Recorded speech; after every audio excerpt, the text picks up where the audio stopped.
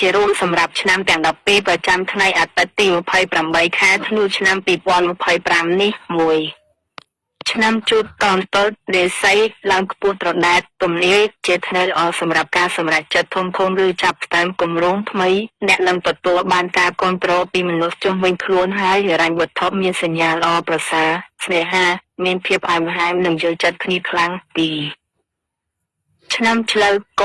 រាសីមធ្យមទំនាយការងារហាក់នៅត្រង់បន្តិចប៉ុន្តែมันមានអ្វីជាបញ្ហាធំដុំទេគួររក្សាភាពអត់ធ្មត់និងជៀសវាងការប៉ះទង្គិចពីសម្បត្តិជាមួយអ្នករួមការងារស្នេហាអាចមានការយល់ច្រឡំបន្តិចបន្តួចគួរប្រើហេតុផលនិយាយគ្នាໄວ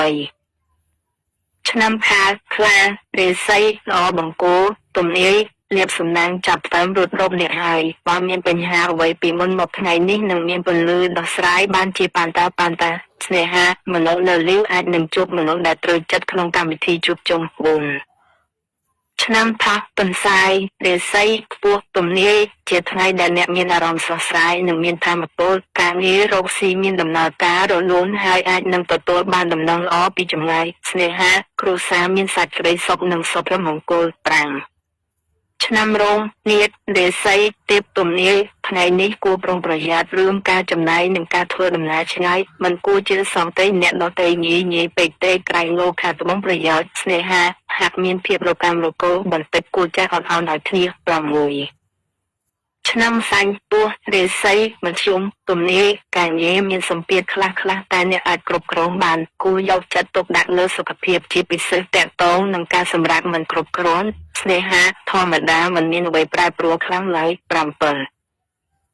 ឆ្នាំមមីសេះរាសីឡើងខ្ពស់ទំនាយអ្នកនឹងទទួលបានលាភសក្ការៈឬកាដូពីមនុស្សជាទីស្រឡាញ់រាល់ការចរចាឬការលក់ដូរក្នុងថ្ងៃនេះនឹងទទួលបានផលចំណេញខ្ពស់ស្នេហាជាពេលវេលាល្អសម្រាប់អ្នកចង់សំស្នេហ៍ឬរៀបការ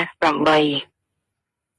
ឆ្នាំមមែពពែរាសីល្អបង្គោលទំនាយការប្រាស្រ័យទាក់ទងជាមួយអ្នកដទៃនាំមកនូវឱកាសល្អបើមានគម្រោងដើរលេងកម្សាន្តថ្ងៃនេះគឺជាថ្ងៃដ៏ស័ក្តិសមបំផុតស្នេហាមានការយល់ចិត្តគ្នានិងផ្ដល់កម្លាំងចិត្តឲ្យគ្នាទៅវិញទៅមក9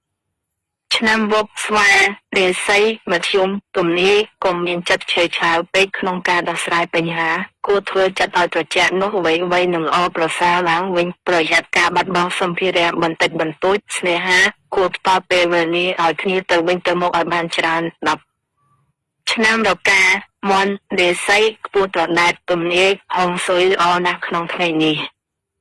អ្នកមានអ្នកជួយជ្រោមជ្រែងគ្រប់ច្រកល្ហកការងារទទួលបានជោគជ័យហួសពីការរំពឹងទុកស្នេហាក៏តែនឹងមានក្តីសុខណាស់11ឆ្នាំចខ្សែរាសីល្អបង្គោលទំនាយចំណូលហាក់មានស្ថិរភាពល្អប៉ុន្តែត្រូវចេះបែងចែកការចាយវាយឲ្យបានច្បាស់លាស់ការងារមានការរីកចម្រើនជាលំដាប់ស្នេហាអ្នកដែលកំពុងឆ្លោះគ្នានឹងត្រូវរើគ្នាវិញនៅថ្ងៃនេះ12